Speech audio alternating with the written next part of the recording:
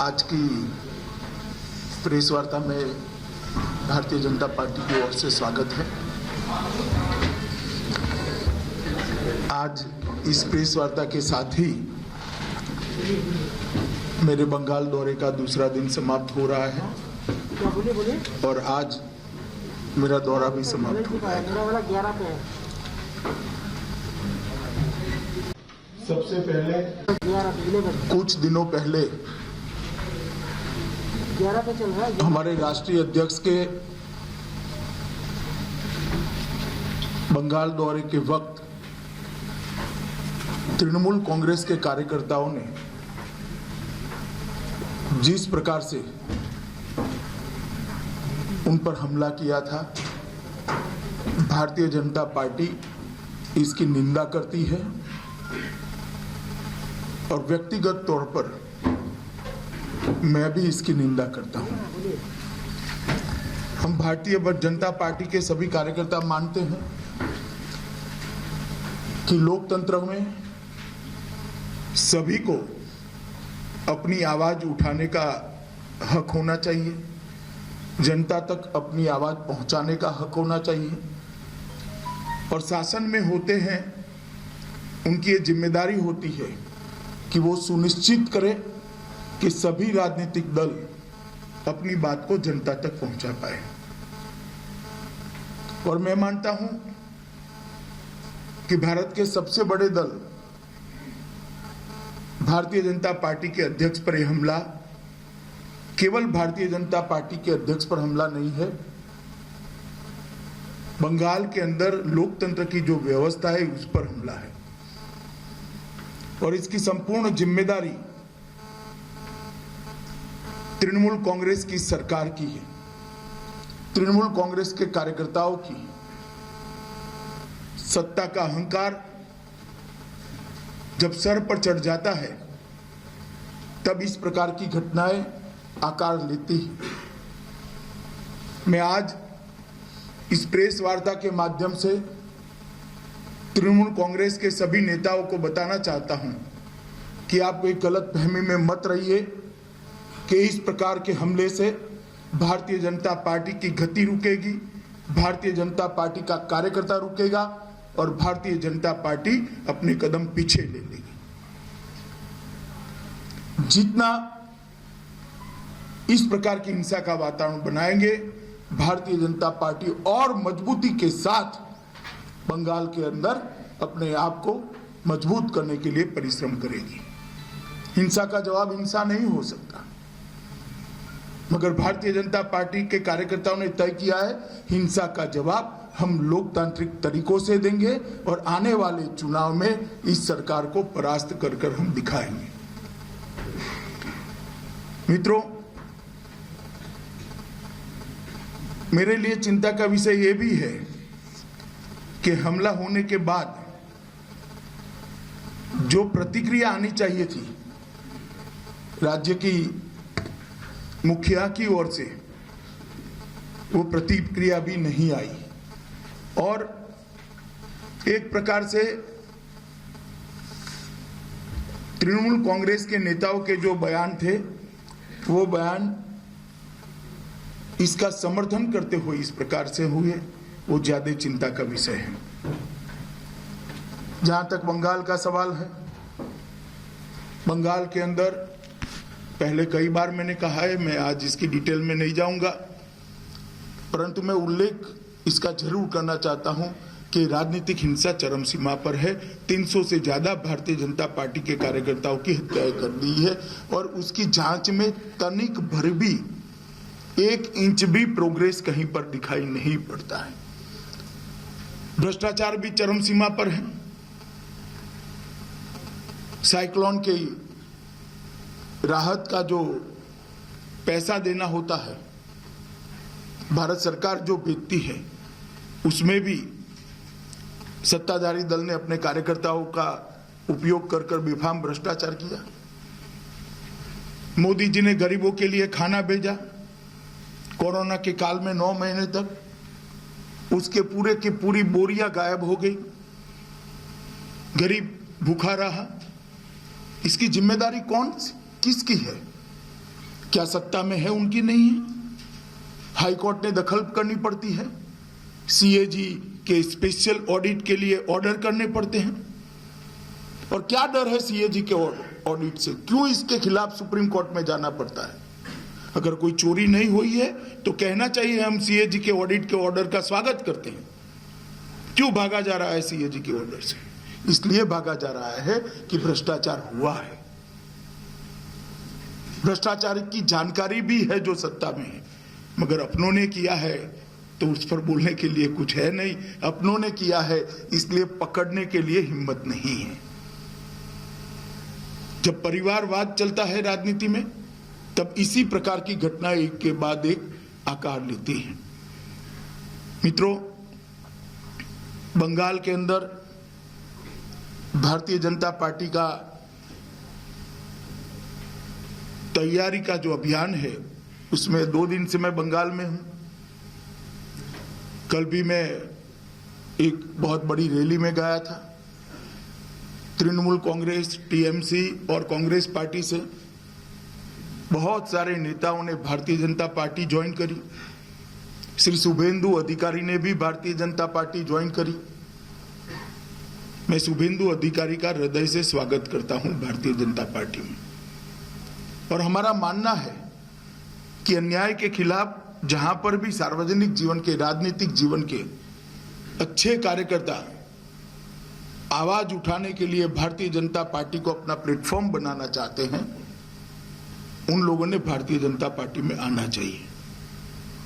और जिस प्रकार का माहौल मैंने कल भी देखा था, आज भी देखा है, इतने छोटे से सेंटर पर, इतने टेरर वाले वातावरण के अंदर, जहां कल रात को हमारे सारे पर्दे फाड़ दिए गए, सारे पोस्टर उखाड़ दिए गए, मगर आज जो जन सैलाब निकला है, मुझे लगता है उनकी आंखें खोलने वाला होगा।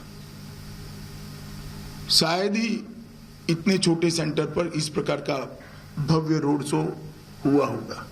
इसलिए मैं यहाँ की जनता का भारतीय जनता पार्टी की ओर से हृदयपूर्वक धन्यवाद कहना चाहता हूँ।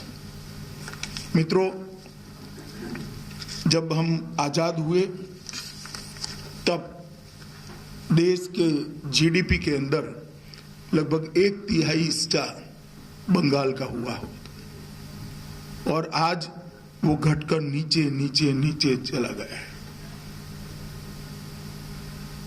लगभग 3 दशक के कम्युनिस्ट शासन और 1 दशक के तृणमूल कांग्रेस के शासन के अंदर ये ग्राफ नीचे गिरता गया है।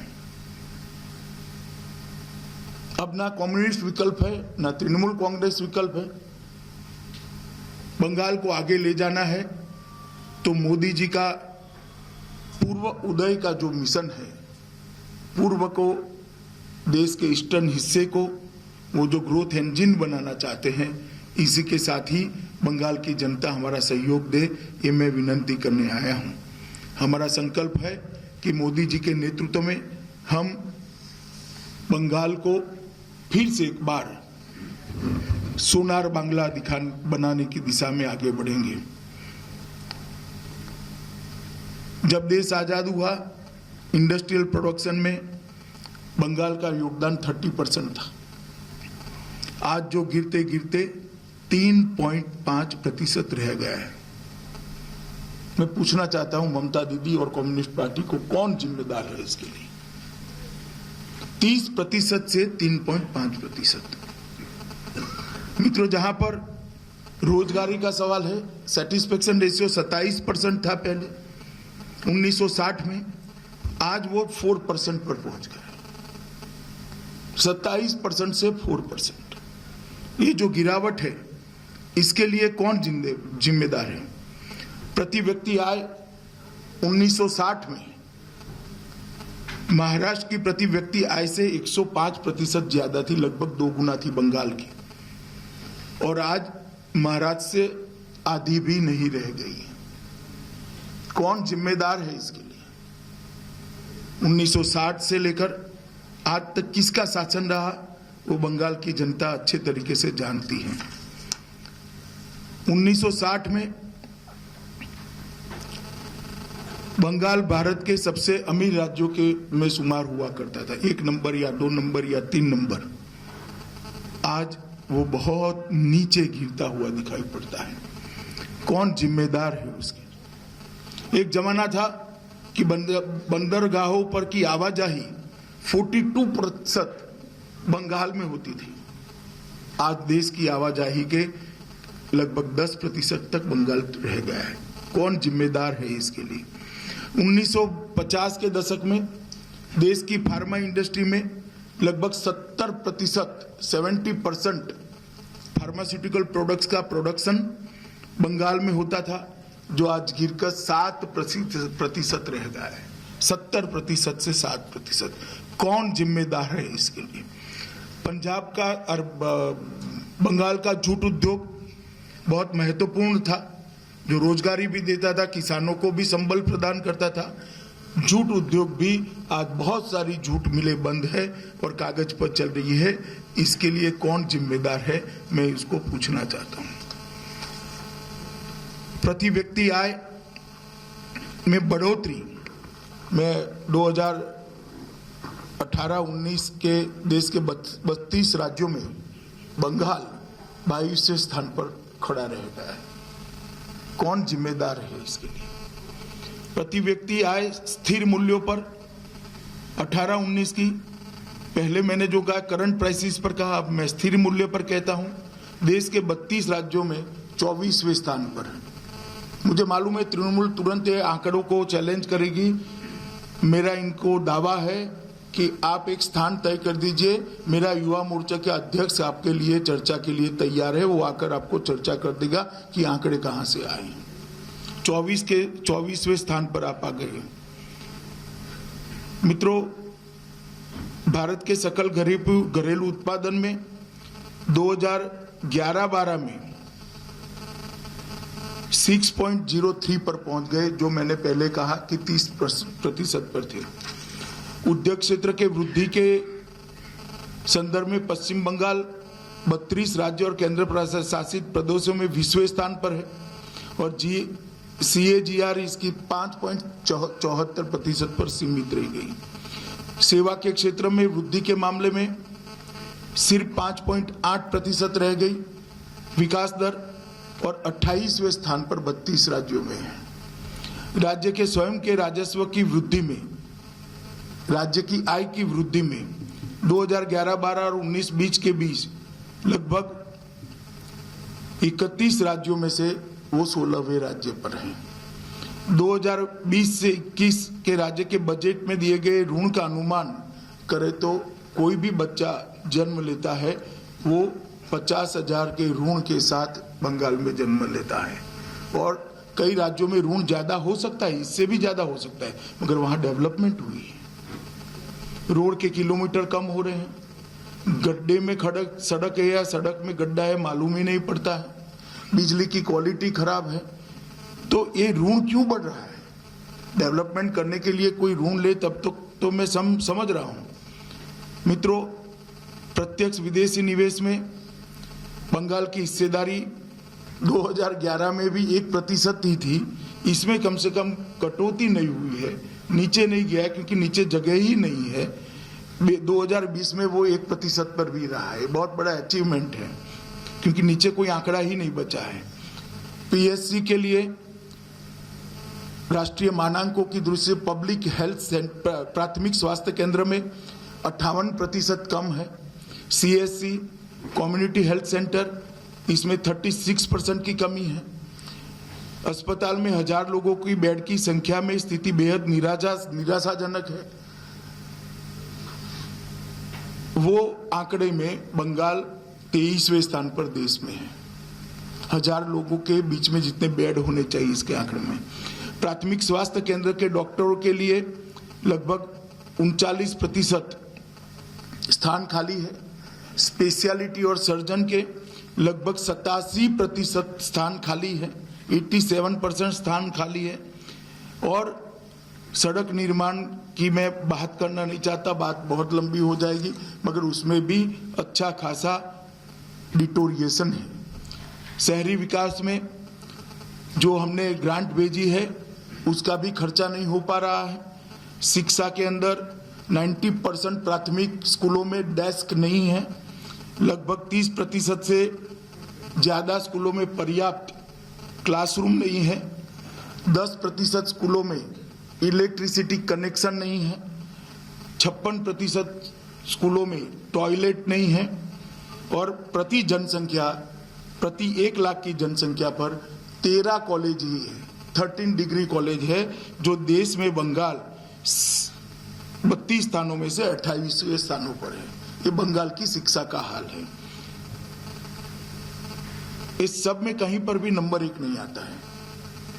टोलबाजी करने में नंबर 1 है, भ्रष्टाचार में नंबर 1 है, परिवारवाद चलाने में नंबर 1 है, हिंसा करने में नंबर 1 है, बम धमाकों में नंबर 1 है, कार्यकर्ताओं की हत्या कराने में नंबर 1 है। जो बंगाल कभी नंबर 1 पर दिखाई पड़ता था, आज कहीं पर भी 20 के ऊपर नहीं दिखाई पड़ता है। जहां तक कृषि का सवाल है, मोदी जी ने देश के लगभग 10 करोड़ किसानों को 95,000 करोड़ रुपया की सहायता विगत 1.5 साल के अंदर दी है। 10 करोड़ किसानों को 95,000 करोड़ की सहायता बंगाल के एक भी किसान को नहीं मिली, क्योंकि वो सूची ही ममता दीदी नहीं भेजती। मैं बार बार ये विषय को उठा रहा हूं, और बार बार इसलिए उठा रहा हूं कि चुनाव के पहले कम से कम गरीब किसान का पैसा मत रुकिए। आप क्या बिगाड़ा है उसने आपका? मोदी जी किसान के खाते में सीधा 6,000 रुपया भेज रहे हैं, आप उनको सूची नहीं भेज रहे हैं। और लगभग 23 लाख किसानों ने ऑनलाइन आवेदन किया है, आप सूची ना भेजो, उन्होंने ऑनलाइन एप्लीकेशन, इसका सर्टिफिकेशन सिर्फ आपको एक पत्र देकर करना है, वो भी आप नहीं कर रहे हो। क्यों बंगाल के किसानों को पर साल 6,000 रुपया नहीं मिलना चाहिए? और आप किसान आंदोलन का समर्थन कर रहे हो। आपके राज्य में कम से कम 6,000 रुपया मिल जाए, इसकी तो व्यवस्था करो। सिर्फ एक दस्तखत करने का, ऑटोग्राफ समझ कर दे दीजिए। आप भतीजे की जन्मदिन की बधाई समझकर एक पत्र लिख दीजिए, बहुत सारे किसानों का कल्याण हो जाएगा। प्रधानमंत्री बीमा योजना के लाभार्थी 2018-19 तक तो सब ठीक चलता था, बहुत कम था, मगर फिर भी कुछ था।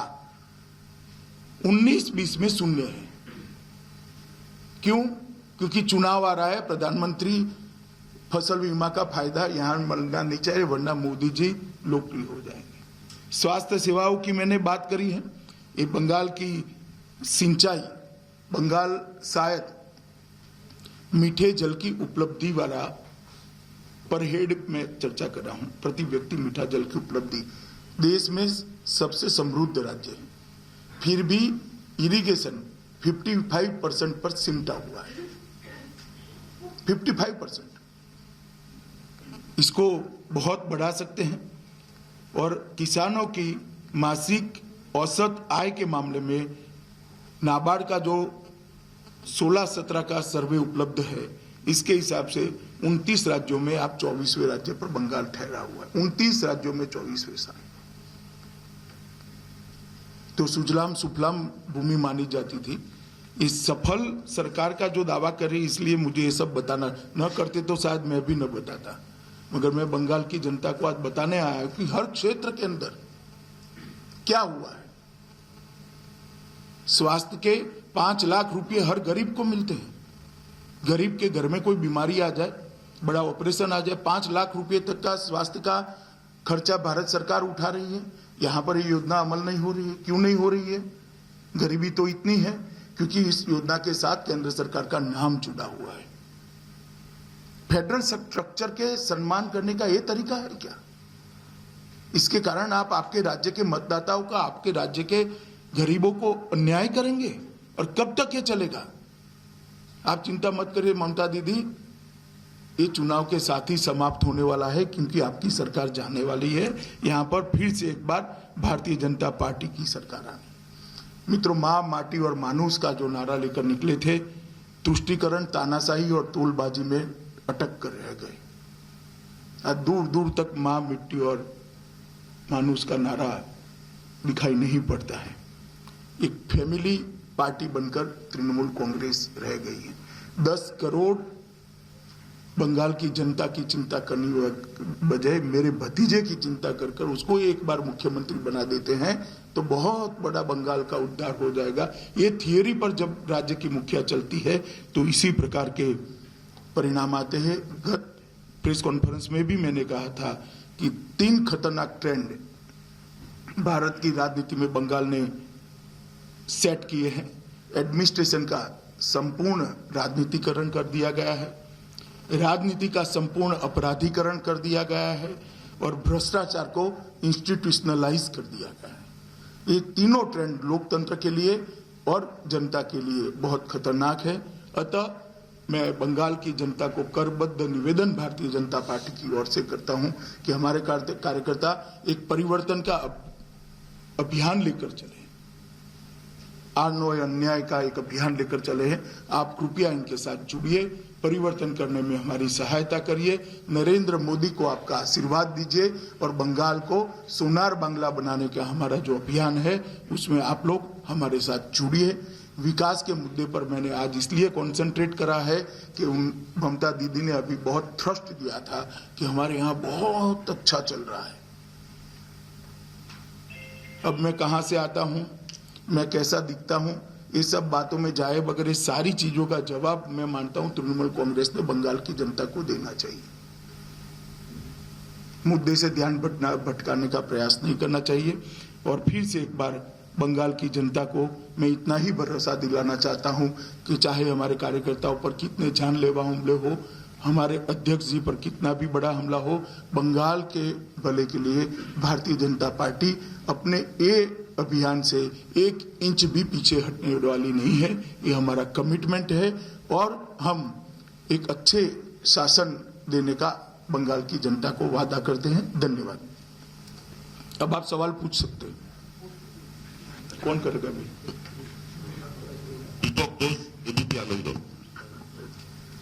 Good evening sir. मेरा सवाल ये है कि आप, नड्डा जी, कैलाश जी जैसे केंद्रीय नेता जिनका प्रत्यक्ष जोग है हमारी बंगाल की राजनीति के साथ, आपके नामों के साथ एक शब्द जुड़ा गया है सत्तारूढ़ पार्टी के द्वारा, यह है बोहिरागतो, मतलब आउटसाइडर। आरोप यह है कि बंगाल की अंदरूनी राजनीतिक मामले में आप दखल अंदाजी कर रहे हैं। इसको लेकर आपका टिप्पणी क्या है? ममता दीदी जब कांग्रेस में थी और इंदिरा जी यहां आती थी तो क्या कहती थी? वो बंगाल की अंदरूनी राजनीति में आंतरिक दखल थी क्या? जब वो कांग्रेस में थी और प्रणव दा आते थे या नरसिम्हा राव आते थे तो वो क्या कहती थी? और ये मंच पर आपको स्वपन दा, राहुल जी, दिलीप घोष, समीक दा कोई नहीं दिखाई पड़ता है। मैं बंगाल की जनता को कहना चाहता हूं, ये भ्रांति फैलाने का प्रयास है। ममता दीदी, आपको हराने के लिए किसी को दिल्ली से आने की जरूरत नहीं है। आपके सामने भी बंगाल का धरती पुत्र खड़ा रहेगा, आपके सामने ही भी बंगाल का ही आदमी लड़ेगा और आने वाला मुख्यमंत्री भी बंगाल की मिट्टी का ही मुख्यमंत्री हम बंगाल को देने जा रहे हैं। राष्ट्रीय दलों की संकल्पना शायद उनकी मेमोरी लॉस हो गई, वो खुद राष्ट्रीय दल का मेंबर रही और आप इस प्रकार के देश की कल्पना ममता दीदी आप चाहती हैं जहां एक राज्य के व्यक्ति दूसरे राज्य में ना आ जाए। इस प्रकार का देश चाहते हैं। इतनी कंजर्वेटिव सोच बंगाल के अंदर नहीं स्वीकार होगी दीदी, आप कितना भी हो हल्ला करो। बंगाल खुले मन के लोगों का प्रदेश है, संकीर्ण लोगों का प्रदेश नहीं है। कृष्ण कुमार दास, प्रतिदिन।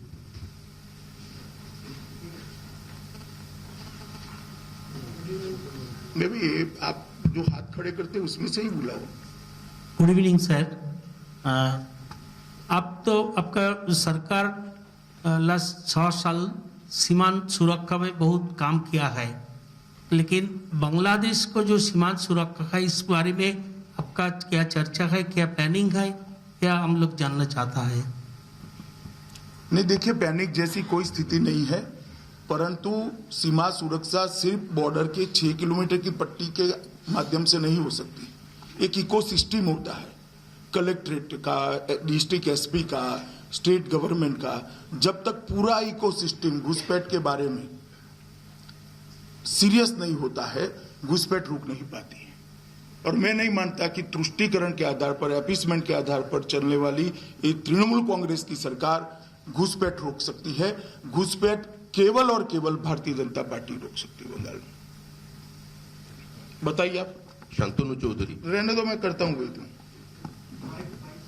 अरे बोलो ना, सुना ही पड़ता है मुझे। सर, वो जो जेपी नड्डा के ऊपर हमले के बाद में जो 3 आपकी आईपीएस ऑफिसर के ट्रांसफर के बारे में हुआ है, उस पर ममता बनर्जी ये किया गया है कि ये फेडरल स्ट्रक्चर के खिलाफ है, और इसके सपोर्ट में भी अरविंद केजरीवाल, अदर सारे लोग इसके सपोर्ट में भी बोले हैं, और आज भी ममता बनर्जी किसी लीडर से बात भी किया है। इस पर आप क्या करेंगे? देखिए, केंद्र सरकार ने उनको जो पत्र लिखा है संपूर्ण रूप से संवैधानिक है और कानूनी है। फेडरल स्ट्रक्चर के दायरे में ही लिखा गया पत्र है और उन्होंने नियम को कोट कर कर जनता के साथ बात करनी चाहिए, केंद्र सरकार के साथ बात करनी चाहिए। सर, ममता बनर्जी बार बार चुनौती दे रही हैं आपको कि आप लोग अगर हिम्मत है तो पश्चिम बंगाल में राष्ट्रपति शासन लगाएं।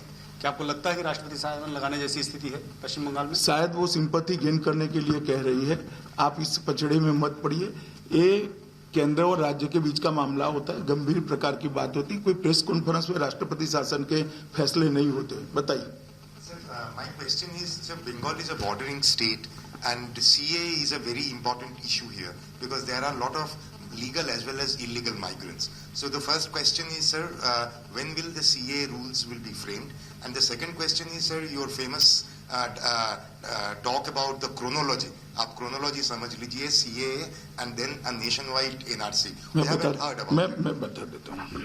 अभी CA के रूल्स बनना भी बाकी है और बिकॉज ऑफ कोरोना इतना बड़ा अभियान चल नहीं सकता, इसलिए जब टीका लगने की शुरुआत हो जाएगी और कोरोना की साइकिल टूटेगी, इस पर हम जरूर विचार करेंगे और जब करेंगे तब आपको सूचित भी करेंगे। मैंने कहा ना, पहले क्रोनोलॉजी में पहला तो समाप्त होने दीजिए।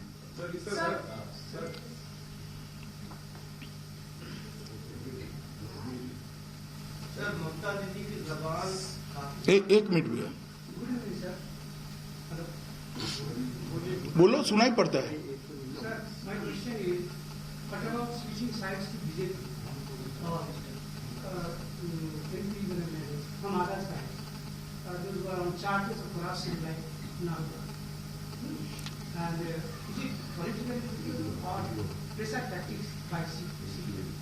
देखिए, जहां तक भारतीय जनता पार्टी के में है, या तो आएंगे, कोई कार्यकर्ता कानून के ऊपर नहीं है, सबके साथ समान रूप से कानून का व्यवहार होगा।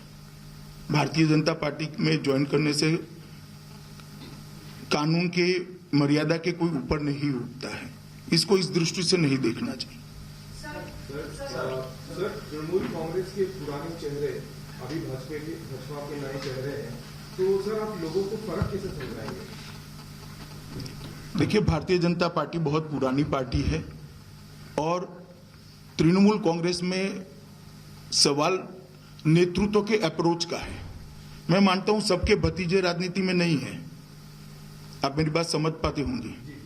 लीडरशिप के अप्रोच का है और भारतीय जनता पार्टी की संस्कृति में परिवारवाद है ही नहीं, भ्रष्टाचार है ही नहीं, ना टोलबाजी करने की संस्कृति है। ममता दीदी की जबान आपके लिए काफी कभी सख्त हो जाती है, जो सियासी एतबार से नामुनासिब है।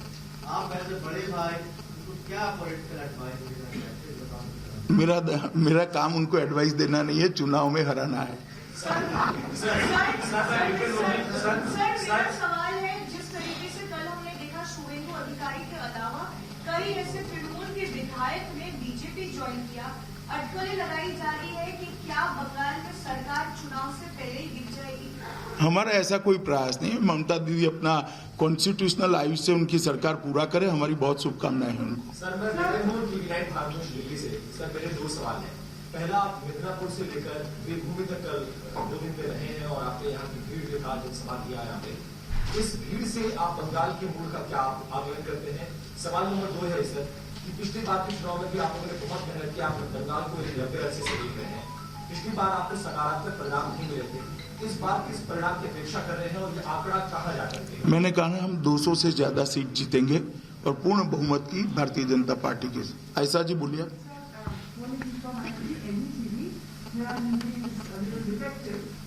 एक तो आज का कंप्लेन कर रहा है कि आपके जीत पे हम नहीं उठ पाए, तो आपका इंटरव्यू मेरा नहीं हुआ कि होता था।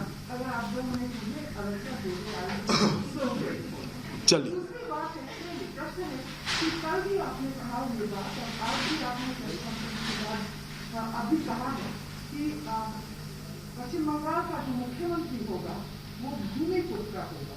ये आपने कहा जब शुभेंदु ज्वाइन कर गए और ममता बनर्जी। नहीं, ऐसा नहीं है। एक मिनट, आप ममता जी को ज्यादा मिलती है, आपका भी थोड़ा मेमोरी लॉस होने लगा है। मैंने कई बार कहा है, इसको इस प्रकार के आकलन में मत। मैं समझ रहा हूं, आपका आशय भी समझ रहा हूं, क्वेश्चन को भी समझ रहा हूं, इस प्रकार से मत जोड़िए। भूमिपुत्र बहुत सारे हैं, मैंने किसी के नाम के लिए नहीं कहा है। पहली बार जब कलकत्ता में आए थे, बीएसएफ के साथ मीटिंग किए थे। बोलो। पहली बार जब आए थे बीएसएफ के साथ मीटिंग किए थे, ऊपर आए हैं एनआईए के साथ मीटिंग किए हैं। मुर्शिदाबाद से अभी तक जो टेररिस्ट के मामले में अरेस्ट हुआ है, एनआईए ने अरेस्ट किया है, इसके बारे में कोई चर्चा करेंगे आप? ना, ऐसी चर्चाएं सार्वजनिक रूप से नहीं होती है भैया। एक सवाल लगातार किया जाता है या तो आरोप लगाए जाते हैं कि अकबरुद्दीन ओवैसी एआईएमएम का जो पार्टी है वो बीजेपी की बी टीम है। बिहार में भी चुनाव जीतने में उनको समर्थन करती है, बंगाल में भी 7 चुनाव लड़के उनको बीजेपी को आगे जाने का काम करेंगे।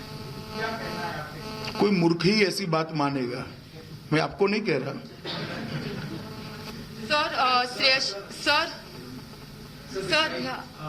Sir, Mamata Banerjee is saying that she had been raising the voice on behalf of the farmers. Farmers की जो क्राइसिस है देश में है, और वो कह रही है कि farmers के लिए वो आवाज उठा रही है, इसीलिए बीजेपी उनका आवाज दफनाने के लिए इलेक्शन कैंपेन में इस अग्रेसिवनेस दिखा रहा है। सर, सवाल है कि फार्मर्स प्रोटेस्ट का सीन क्या है, क्या वो पॉलिटिकल बन चुका है? और दूसरा है, आप कैसे ममता बनर्जी का। देखिए, फार्मर की आवाज ये है कि दीदी हमें 6,000 रुपया दे दो, जो उनको सुनाई नहीं पड़ती है। आप जरा बता दीजिए उनको। और दूसरा, एग्रेसिव कैंपेन करने के लिए उनको इतना क्यों डरना चाहिए? हर पार्टी को अधिकार है अपना कैंपेन करने का, वो भी करें, हम कहाँ ना बोलते हैं। कोई पार्टी पॉलिटिकल कैंपेन इनके खिलाफ नहीं कर सकती। ये कहाँ की सोच है? हर पार्टी ने करना चाहिए। आप भी करो भाई, कांग्रेस भी कर सकती है, कम्युनिस्ट पार्टी भी कर सकती है, हम कैंपेन भी ना करें। मैं नहीं मानता है लोकतंत्र की भावनाओं के अनुरूप। पीछे सर, एक बात यहाँ की मुख्यमंत्री हमेशा कहती है कि जैसे भाजपा की जो सरकार है दिल्ली में वो चुनी गई है, वैसे इनकी भी सरकार चुनी गई है जनता की ओर से। लेकिन सरकार जो दिल्ली की है वो बंगाल की सरकार की काम पे इंटरफेरेंस करते हैं। फेडरल स्ट्रक्चर जो है वो नहीं माना जा रहा है, इसका आप कैसे जवाब देंगे? मैंने कहा तो, हमने ऐसा कुछ नहीं किया जो फेडरल स्ट्रक्चर के रिश्तों को डिस्टर्ब करता है। ऐसा कुछ हो तो उन्होंने नियमों को कोट कर बात करनी चाहिए।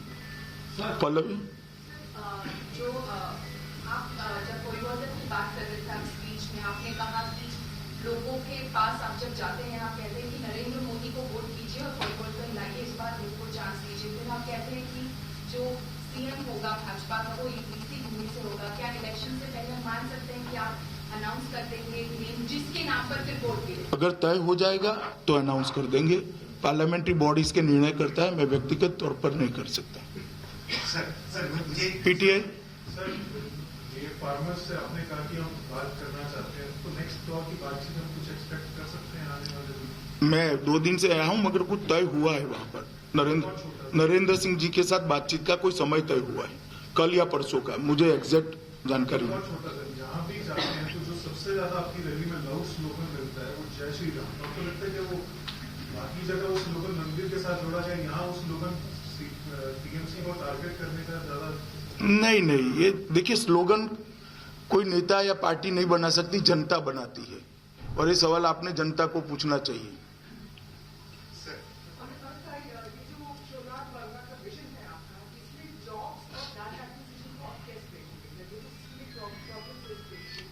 नहीं, देखिए, जब पूरा इकोसिस्टम बिखर जाता है तब ही ये प्रॉब्लम खड़े होते हैं। अगर इंडस्ट्रियल डेवलपमेंट अच्छा है तो ऑटोमेटिक जॉब मिलते हैं।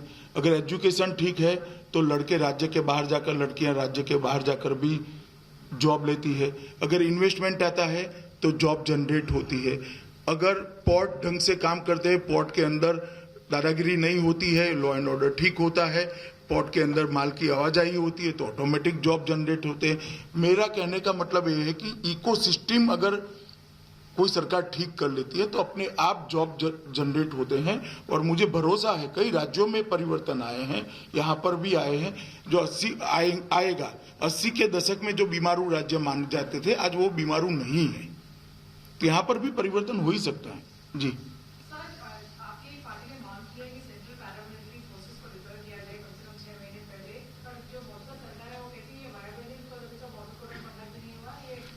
ये निर्णय चुनाव आयोग को करना होता है। हमारी पार्टी ने चुनाव आयोग से ही मांग करी है, निर्णय चुनाव आयोग ने देना है, मैं जवाब नहीं दे सकता इसका।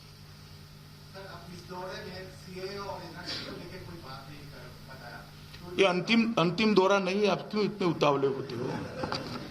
अंतिम दौरा नहीं है भैया, ठोक कर बात करूंगा जब करूंगा तो। हाँ, चिंता मत।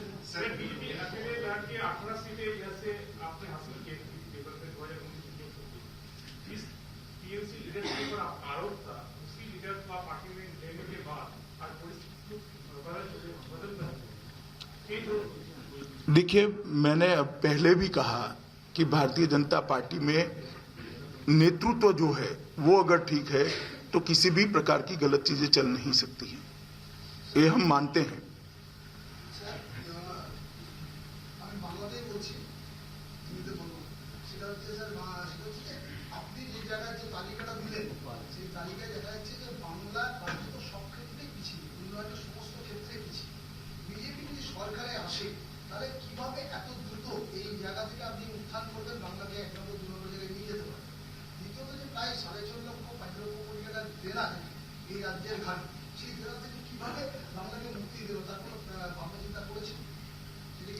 बोल रहे हैं आपने जो आंकड़ा दिया सारे वो तो पीछे है, मैं समझ गया। 5,000 करोड़ रुपया अभी उधार में चल रहा है बंगाल, 5 लाख करोड़, उसका कैसे भरपाई करेंगे जब 4 सप्ताह में आएंगे? देखिए, इतना ही मैं कहना चाहता हूं, आपकी चिंता बहुत वाजिब है।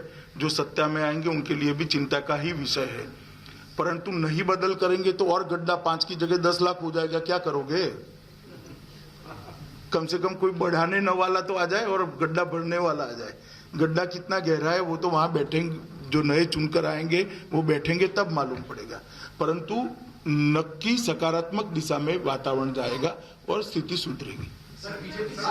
भैया, आप बार बार नहीं पूछ सकते ना, इतने सारे लोग हैं।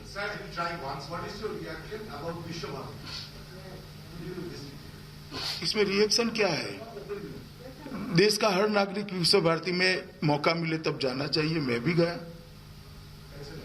बहुत अच्छा लगा, मन को शांति मिली, आत्मा को शांति मिली, और गुरुदेव टैगोर को श्रद्धांजलि देते वक्त बहुत अच्छा लगा। हो गया ना आपका भी हो गया पीछे। एक जो फाइट अभी चल रही है वेस्ट बंगाल के अंदर, टीएमसी वर्सेस बीजेपी, कांग्रेस को किस तरीके से देखते हैं? कांग्रेस, राहुल गांधी, प्रियंका गांधी शेड्यूल प्लान है कि रैली भी करेंगे और बंगाल नेक्स्ट को एक प्रपोजल भी भेजा हुआ, तो उनको ऑपोजिशन पार्टी जो एक साथ आती है। नहीं, सबने अच्छे से चुनाव लड़ना चाहिए, अच्छे माहौल में चुनाव लड़ना चाहिए। चलिए, धन्यवाद आप सभी का, बहुत बहुत धन्यवाद।